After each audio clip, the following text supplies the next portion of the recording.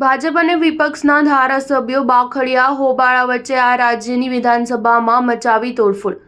ઓડિશા વિધાનસભાના અધિવેશનમાં બજેટ સત્ર દરમિયાન બીજા દિવસે રાજ્યપાલ રઘુવર દાસના દીકરા લલિતકુમાર સામે કાર્યવાહીની માંગ સાથે જોરદાર હોબાળો મચ્યો હતો। આ દરમિયાન ભાજપ અને બીજેડીના ધારાસભ્યો વચ્ચે જોરદાર બબાલના દ્રશ્યો સર્જાયા હતા। હોબાળા અને નારોબાજી વચ્ચે બીજેડીના ધારાસભ્ય ધ્રુવ સાહુએ વિધાનસભા અધ્યક્ષ સુરમા પાઢીના પોડિયમ પર ચડીને તેમનું માઇક જ તોડી નાખ્યું।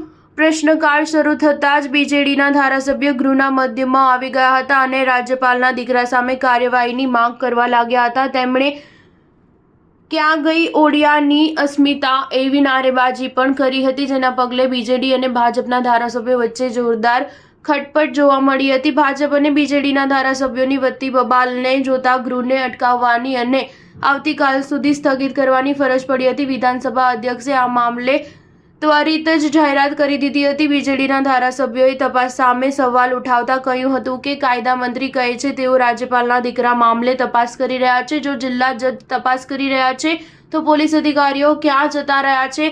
ઉલ્લેખનીય છે કે રાજભવનમાં ફરજ પર તત્કાલીન એએસઓ વૈકુંઠ પ્રધાને રાજ્યપાલ રઘુવર દાસના દીકરા લલિતકુમાર પર રાજભવનમાં મારપીટ કરવાનો આરોપ મૂક્યો હતો। સ્ટાર ન્યૂઝ 7 હંમેશા સચ્ચાઈની સાથે।